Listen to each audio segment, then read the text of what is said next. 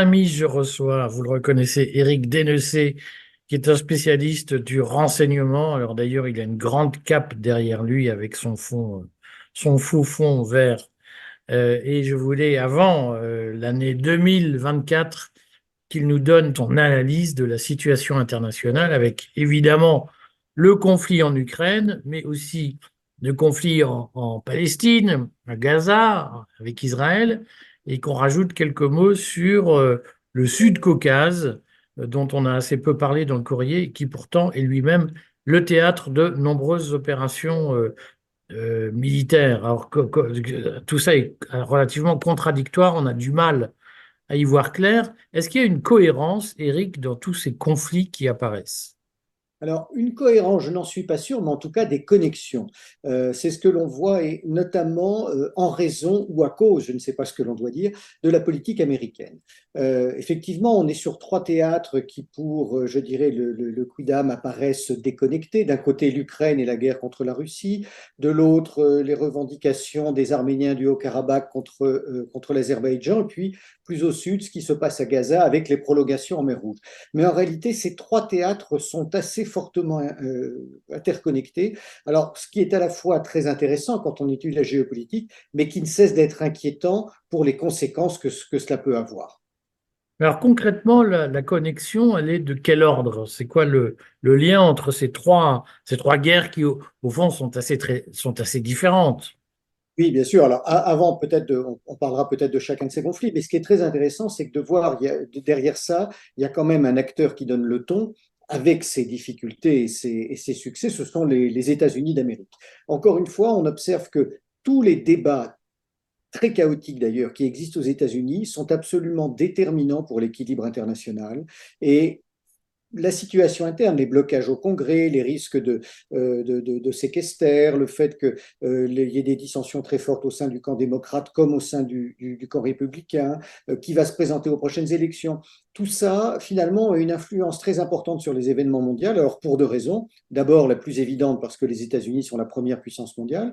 Mais la seconde, qui est à mon sens encore plus importante, c'est que dès que les Américains traversent des périodes de troubles internes, eh bien, ils ont systématiquement cette pratique finalement de déclencher comment dire, d'accroître des conflits internationaux pour faire diversion, non seulement sur leur scène intérieure, mais aussi sur la scène internationale. Alors, on l'a vu l'an dernier, enfin il y a maintenant un peu plus d'un an, sur la situation en Ukraine, où encore une fois, sans faire du tout d'analyse pro-russe, comme c'est reproché à tous les acteurs qui essaient d'être neutres, on a bien observé que le déclenchement de ce conflit avait été provoqué par les États-Unis, par les problèmes de budget au Sénat. Et bien sûr, la Russie est quand même le pays qui s'est livré à l'intervention militaire. Mais quand on regarde ce qui s'est passé à Gaza, eh bien, on observe que depuis le 7 octobre, les Américains ont quasiment totalement laissé tomber l'Ukraine. En tout cas, c'est le cas de la majorité du Congrès, c'est le cas de la majorité de l'opinion, qui a été très, très marquée par les images qu'ils ont vues à Gaza. Et du coup, à part un petit noyau de néoconservateurs qui ne veut pas perdre la face et qui veut pousser sa stratégie d'affaiblissement de la Russie au maximum, eh bien, on voit que plus personne au Congrès ne s'intéresse à l'Ukraine, que les républicains bloquent tous les budgets, bien que les néoconservateurs démocrates aient réussi à mettre dans une même enveloppe budgétaire l'aide à l'Ukraine et l'aide à Israël. Et finalement, on revoit la renaissance d'une obsession américaine qui est l'obsession anti-iranienne. Et on a le sentiment qu'aujourd'hui, les Américains sont prêts à saisir le moindre prétexte, la moindre faute que pourrait faire Téhéran pour déclencher une frappe ou une action majeure contre ce pays. Donc déjà, l'interconnexion entre ces deux théâtres est intéressante par le biais des États-Unis, mais aussi par le biais du Sud-Caucase. Pourquoi? Parce que le Sud-Caucase, c'est essentiellement l'Azerbaïdjan, État assez récent qui a sur son sol, on va dire à peu près 10 à 20% du territoire occupé depuis des millénaires par les Arméniens et auquel le gouvernement de Bakou n'a jamais reconnu le droit à l'autodétermination. Ce qui est très intéressant sur un plan géopolitique, c'est que l'Azerbaïdjan, qui est un État chiite, qui est un État totalitaire, dictatorial, est soutenu par Israël, parce que c'est l'alliance de revers des Israéliens contre l'Iran, et l'Arménie, pardon, qui est un État chrétien, qui essaie de se rapprocher de l'Occident, est soutenu par l'Iran. Donc on a là des actions à front renversé et on y voit directement une prolongation du conflit du Proche-Orient. Pourquoi? Parce que les Iraniens ont menacé les Azéris d'une riposte militaire s'ils envahissaient l'Arménie, que bien qu'Israël soit toujours en conflit à Gaza, les Israéliens continuent à livrer des armes à l'Azerbaïdjan. Et je fais une parenthèse parce que je suis assez scandalisé par ce fait. L'État israélien et le peuple juif qui a été victime de la Shoah, dont on connaît très bien les atrocités, n'ont jamais reconnu le génocide arménien, ce qui est un véritable scandale. Et j'irai plus loin, c'est-à-dire que tous les rabbins européens se sont réunis l'été dernier à Bakou, donc pays totalitaire qui essaie d'exterminer les Arméniens. Et ils sont allés plus loin. Un certain nombre d'entre eux ont publié à la fin de l'été un texte dans lequel ils déniaient aux Arméniens le droit d'utiliser le mot génocide qui ne concernait que le peuple juif. Donc là, on est vraiment dans quelque chose d'absolument scandaleux.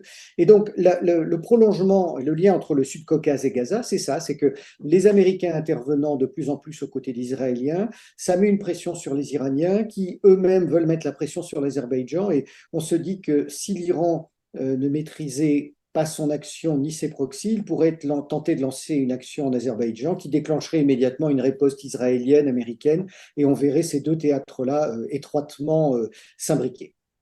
Mais est-ce que ça signifie, pour éclairer les gens qui t'entendent, est-ce que ça signifie qu'il y a une concurrence génocidaire aujourd'hui entre les Israéliens et les Arméniens? Waouh. Le terme est peut-être un peu fort, mais on voit très bien côté israélien la branche gauche politique, notamment le journal Haaretz, qui critique fortement ce soutien israélien à l'Azerbaïdjan. Pas plus tard que ce matin, on a encore vu des vols aériens quitter Bakou pour venir se poser sur la base aérienne d'Ofda en Israël, chargés des missiles pour renforcer leur arsenal. On a vu aussi pendant l'été de nombreux représentants de la communauté juive de France écrire ou déclarer qu'ils étaient scandalisés par l'attitude des rabbins qui sont réunis à Bakou. Mais voilà, en tout cas, le gouvernement Netanyahou, comme les gouvernements précédents, n'ont jamais reconnu le génocide arménien, ce qui est, il faut le reconnaître, totalement paradoxal et je dirais est une source de relance de l'antisémitisme en Arménie. On a d'ailleurs vu quelques synagogues se faire attaquer, mais tout ça c'est rapidement calmé. Mais je crois que c'est un point sur lequel on se doit d'être extrêmement critique vis-à-vis de l'État d'Israël, parce que le sort qu'ont connu les Arméniens entre 1895 pour les premiers pogroms et 1988 pour les derniers, il faut rappeler, c'est près de 2 millions de morts. Donc c'est sans atteindre les chiffres de la Shoah, c'est quand même quelque chose qui est tout à fait significatif. Alors tu nous dis qu'au fond, aux États-Unis, plus grand monde ne s'intéresse à l'Ukraine, mais comment expliquer que, au fond, le gouvernement Biden ou l'équipe Biden continue à faire pression pour un soutien financier notamment, mais aussi militaire, à l'Ukraine? Non, il y a plusieurs éléments. D'abord, je crois qu'il est de plus en plus impropre de parler de Joe Biden, qui est un quasi-grabataire qui n'est pas capable de formuler plus de 3 phrases et de monter un escalier sans tomber, même si ces images-là nous sont le plus souvent dissimulées, mais c'est une réalité que les Américains décrivent très bien. Donc il y a autour de lui plusieurs centres de pouvoir, plusieurs rivalités. Essentiellement entre Jack Sullivan, Anthony Blinken et toute la clique des néoconservateurs qui eux-mêmes passent régulièrement des accords avec les gens du Pentagone et de la CIA. Donc, il n'y a pas un centre de pouvoir très homogène. Et donc, ces néoconservateurs qui, depuis leurs premiers écrits dans les années 96 et 2000, ont mis une stratégie au point dont on a vu se dérouler les étapes les unes après les autres, restent toujours déterminés à affaiblir la Russie, en dépit de l'échec qu'ils ont connu sur un plan militaire en Ukraine. Et donc, ils essaient autant que faire se peut de continuer cette aide financière en l'associant, je le disais il y a un instant, aux enveloppes budgétaires à destination d'Israël parce que les républicains votent ces enveloppes-là. Mais malheureusement, ça passe de moins en moins. Il faut aussi rappeler deux choses. La première, c'est que le fils Blinken est profondément impliqué dans des histoires de corruption, de trafic d'influence en Ukraine et que Le il fils vient. Blinken ou le fils Pardon, Biden? le fils Bidon, les deux Oh, noms on étant découvre tout à similaires. coup qu'il y a une affaire Voilà, Blinken. Non, non, mais c'est un lapsus de ma part. Le fils Biden, donc Hunter Biden, est impliqué dans toutes ces affaires en Ukraine. Il vient d'être mis en examen. Les républicains viennent de lancer aussi une procédure en destitution parce que son père y a été impliqué.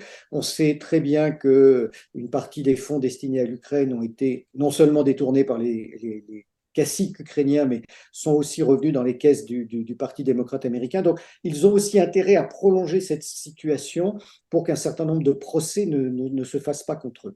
Mais en réalité, la stratégie que l'on voit se dessiner, c'est qu'ils sont en train d'abandonner l'Ukraine, quoi qu'ils en disent, mais surtout ils sont en train de repasser le bébé, si je puis dire, aux Européens, alors que les Américains sont co-responsables du déclenchement de cette guerre. C'est nous, Européens, qu'allons nous retrouver à devoir gérer une situation que nous n'avons pas voulu, qui nous a coûté très cher, et on va se retrouver dans une voie sans issue, je dirais, dans l'année qui vient, très difficile à gérer. Alors, tu vas surprendre un certain nombre d'auditeurs en disant que cette guerre en Ukraine est due aux Américains ou que les Américains en sont responsables en partie. Qu'est-ce que ça veut dire exactement? Bien, ça veut dire que quand on regarde l'histoire récente, on va dire depuis la fin de la guerre froide, on mesure pleinement ce qu'ont été l'attitude des États-Unis d'un côté et de la Russie. Alors, je le dis d'autant plus volontiers qu'ayant été officier de renseignement pendant la guerre froide, j'applaudis des deux mains le fait que l'URSS ait été vaincue et se soit écroulée, non pas vaincue, mais se soit écroulée d'elle-même parce que ce système était effectivement un système totalitaire.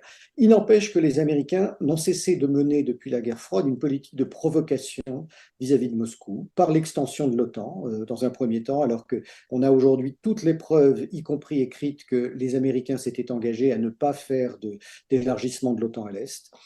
On sait ensuite que les Russes ont très largement ouvert les portes à toute forme de coopération. Il faut rappeler que dès les années 90, il y avait des représentants du FBI au sein de la milice, la police russe. Il y avait des représentants de la CIA qui étaient conseillers ou observateurs auprès du SVR, le renseignement extérieur. Comment dire, les financiers américains étaient très présents pour la restructuration de l'économie. Il y avait des représentants aussi du FBI dans la police judiciaire.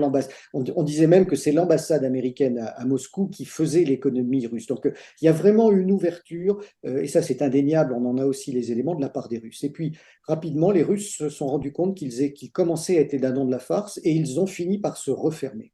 Et Poutine, année après année, n'a cessé de prévenir en disant, écoutez, tous les Occidentaux bafouent les engagements qui ont été pris à la fin de la guerre. Dès 2006, ils annoncent que ce n'est plus acceptable et que l'élargissement de l'OTAN pose un problème pour leur sécurité.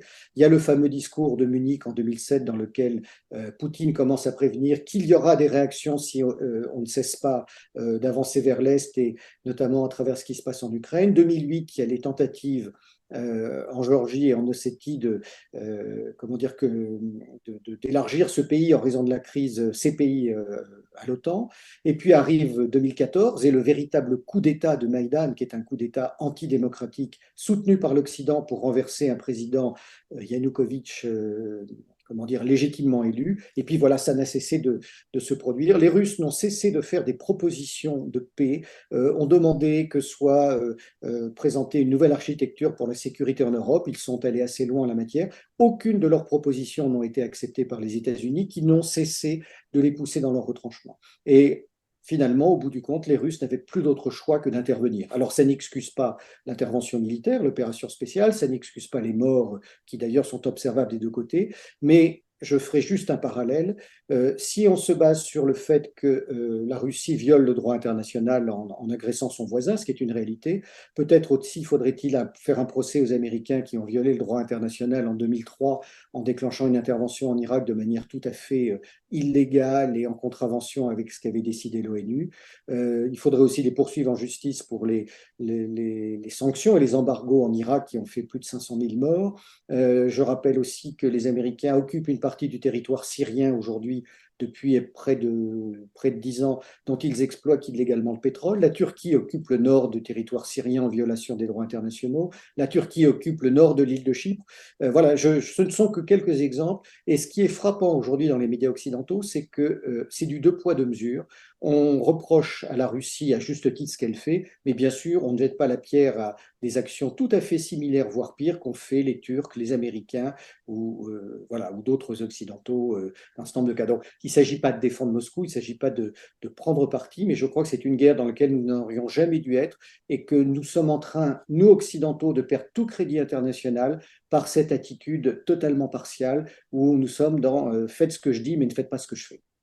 Alors cette partialité, on nous la reproche aussi sur l'affaire israélo-palestinienne, où les pays non occidentaux, on va dire ça comme ça, notamment les BRICS, expliquent, qui veut l'entendre, que au fond, les actions d'Israël à Gaza sont totalement illégales parce que elles dépassent très largement le cadre de l'autodéfense d'une certaine façon et elles participent d'une autre logique. Qu'est-ce que tu dis à ça? Je crois, alors c'est malheureusement une réalité que nous sommes obligés de constater, et ce que l'on constate, c'est que, alors bien sûr, il ne s'agit pas de nier l'atrocité des massacres qui ont été commis, qui sont une réalité, mais finalement, les Israéliens se sont pris à leur propre piège en réagissant de manière extrêmement rapide et aussi violente. Ils ont perdu finalement, je dirais, la majorité, la majeure partie du crédit dont ils disposaient vis-à-vis des opinions. Alors bien sûr dans les pays BRICS, mais également en Occident. Et ce que je vais dire est très cynique, mais s'ils avaient attendu ne serait-ce qu'une semaine ou deux avant de déclencher leur offensive et qu'ils avaient su capitaliser sur l'image des massacres, les choses en auraient été très différentes. Maintenant, je crois qu'il faut faire la différence entre trois choses, entre la communauté juive de France, l'État israélien et le peuple juif. Et on peut tout à fait critiquer la politique aujourd'hui de Netanyahou, qui est quand même responsable, je dirais, de la fracture qu'a connue la société israélienne. Il faut rappeler que avant le 7 octobre et depuis près d'un an, il y avait des manifestations tous les jours contre sa réforme judiciaire. De très nombreux membres des services de renseignement et de Tsahal démissionnaient ou disaient nous ne voulons plus nous battre pour ce pays qui est dirigé de manière aussi arbitraire par un homme aussi extrémiste. Il faut voir comment Netanyahou a relancé les colonisations illégales en Cisjordanie. Donc tout ça finalement n'a fait que jeter l'huile sur le feu. Et les réactions finalement ont été celles que l'on voit. Alors je ne parle pas des massacres du Hamas, mais celles des opinions, enfin de l'opinion internationale occidentale ou non occidentale, qui arrive aujourd'hui à un stade de saturation parce qu'il est indéniable que l'État d'Israël, comme beaucoup d'autres, a toujours violé les résolutions de l'ONU.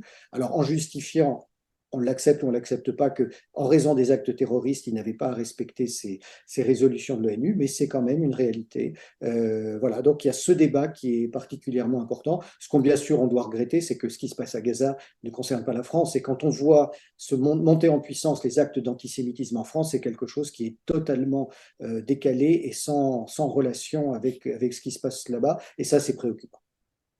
Est-ce que, il y a une issue à ce conflit à Gaza, dont on voit bien que il risque, j'ai reçu des analystes qui disent, mais il y a un risque de débordement sur le Liban, éventuellement sur l'Iran, les Houthis au Yémen se mêlent de la partie. On voit qu'il y a progressivement des atteintes au trafic maritime international, puisque un certain nombre de pays des BRICS, ou en tout cas proches des BRICS, commence à dire, mais nous, on veut bloquer le commerce des bateaux israéliens. Est-ce qu'il y a un risque de déflagration régionale, voire mondiale, autour de ce conflit? Alors oui, il y a un risque. Maintenant, il y a aussi des éléments qui peuvent laisser penser que le risque est maîtrisé. D'où vient le risque? Les Iraniens ont compris très tôt qu'ils avaient quand même les mains liées avec la volonté que les Américains manifestent depuis le 7 octobre de revenir en puissance dans le Golfe. Ils ont envoyé deux porte-avions en Méditerranée. Il y en a toujours un qui est dans le Golfe Persique. Donc ils savent très bien que s'ils mènent une action de quelque nature que ce soit qui déplaît à Washington, quelque chose se déclenchera contre eux et je dirais une opération à laquelle participeront les Israéliens. Donc, je le disais tout à l'heure, ça les bloque d'une certaine manière en Azerbaïdjan, mais c'est aussi pour ça qu'ils sont très vigilants sur ce que fait le Hezbollah au sud Liban. Les tirs et les échanges comment dire, de combats qui ont eu lieu entre l'armée israélienne et le Hezbollah ont été encore à un niveau relativement modéré. Les uns et les autres font le minimum syndical et Téhéran fait très attention à ce qu'il n'y ait pas de débordement pour le moment sur le sujet. Il laisse peut-être plus de marge de manœuvre aux Houthis, puisqu'ils soutiennent aussi beaucoup ce groupe, alors qui n'est pas un groupe islamiste comme on l'entend, ce sont des musulmans, mais c'est surtout un mouvement qui se bat qui a été chassé en partie du pouvoir au moment de la succession du Yémen et qui se bat pour retrouver le contrôle sur le pays. Les Houthis, pour l'instant, bien sûr, sont un acteur perturbateur majeur, mais je crois qu'à la fois les Iraniens n'ont pas intérêt à ce qu'ils aillent trop loin, les Occidentaux non plus, puis il y a surtout un autre pays qu'on oublie, c'est l'Égypte. Si le canal de Suez était bloqué, c'est une catastrophe économique pour l'Égypte. Donc les Égyptiens qui viennent de renouer il y a quelque temps des relations diplomatiques avec l'Iran, qui sont un acteur régional majeur et un très grand allié de l'Arabie saoudite, voilà, si ça allait trop loin, rentreraient dans le jeu. Et je pense qu'on a à la fois d'un côté tous les ingrédients pour un risque d'embrasement, mais aussi toute une série d'éléments qui nous permettent de dire que ça devrait se tasser si les acteurs ont un comportement à peu près rationnel. Alors, pour finir cette dernière analyse, si j'ose dire, avant 2024, euh, traditionnellement et jusqu'à des années récentes, jusqu'aux années 80, la France était un acteur incontournable, notamment dans les relations avec le Liban, avec la Syrie, dans cette interface entre le monde musulman et le monde chrétien. Est-ce que aujourd'hui, on peut tirer un bilan optimiste de la présence ou de l'absence française dans ce conflit? Euh, Écoutez, c'est la vraie question. Quelle est la politique étrangère française? Quelle est notre capacité à influencer encore sur les affaires du monde? Elles sont très, très limitées. Sur le conflit à Gaza, on a vu la position très particulière d'Emmanuel Macron, qui est allé rapidement sur place, qui a parlé d'une coalition anti-Hamas qui n'avait pas de sens. Le Hamas n'a pas visé la France. Ensuite, qui a refusé d'aller marcher avec les manifestants à Paris pour célébrer la Hanouka à l'Élysée. Donc il y a toute une série d'incohérences dans son comportement. Quand on regarde sa politique étrangère depuis qu'il est arrivé au pouvoir, elle est totalement erratique. Alors c'est bien sûr un homme qui n'avait aucune expérience d'affaires internationales, mais on serait en droit d'attendre, après 7 ans de pouvoir, qu'il ait progressé. Il est souvent dit au Quai d'Orsay qu'il n'écoute pas les diplomates. Et finalement, il s'est fourvoyé sur l'Iran, il s'est bien sûr fourvoyé sur l'Ukraine d'autre part. On voit le résultat de sa politique en Afrique. Et je dirais que presque malgré lui, le seul point positif de ce quinquennat et demi, c'est l'Arménie, où la France a été le pays européen, voire le pays occidental le plus en pointe pour défendre les Arméniens. Et aujourd'hui, nous sommes en train d'aider militairement, même de manière modeste, l'Arménie, ce qui nous vaut d'ailleurs un durcissement, voire un début d'agressivité de la part de l'Azerbaïdjan, qui cible délibérément la France. Mais aujourd'hui, notre poids ne cesse de reculer dans le monde, et malheureusement, y compris sur un plan européen, le fait de voir les différents dirigeants, dont Emmanuel Macron, laisser carte blanche à Ursula von der Leyen est, je dirais, une preuve de faiblesse assez évidente de la politique extérieure. Tu penses que la discussion sur la fédération européenne en 2024, la conférence sur l'avenir de l'Europe, la question du vote à majorité qualifiée au Conseil européen, est-ce que ces questions risquent d'être explosives ou implosives pour l'Union européenne? Ah, je pense qu'elles vont être plus implosives qu'explosives. Il y a deux façons de voir les choses. Ou on considère, en le regardant de manière neutre, que tout ça est assez grave puisque c'est une lente dérive de l'Union européenne. Mais d'une autre manière, on peut se dire que tout ça est très positif finalement parce que si l'évolution du vote qualifié se produit, si l'adhésion de l'Ukraine intervient, ça va entraîner de telles dissensions à l'intérieur de l'Union et de telles divisions, y compris dans chacun des pays, que ça risque bien d'être la fin de l'Europe. Alors, je suis pour la fin de l'Europe sous cette forme-là, dont on voit bien comment dire, qu'elle ne fonctionne pas de manière démocratique. L'Europe est une très belle idée, il faut réfléchir peut-être à d'autres formules, mais nous sommes en train d'aller au bout du système tel qu'il a été créé il y a quelques décennies, et on est en train d'en voir tous les abus. C'est pour ça que, bien sûr, que ça paraît aberrant que l'on veuille faire rentrer l'Ukraine dans l'Union européenne, mais j'ai envie de dire, c'est peut-être pas une mauvaise chose parce que l'entrée de l'Ukraine pourrait entraîner la sortie d'autres États et peut-être un vrai travail de réflexion sur ce que doit être une alliance à plusieurs pays, même si elle ne représente pas la totalité de l'Europe. Bon, merci Eric. On se retrouve l'an prochain. Absolument, merci beaucoup. Et puis merci du temps que tu nous as consacré.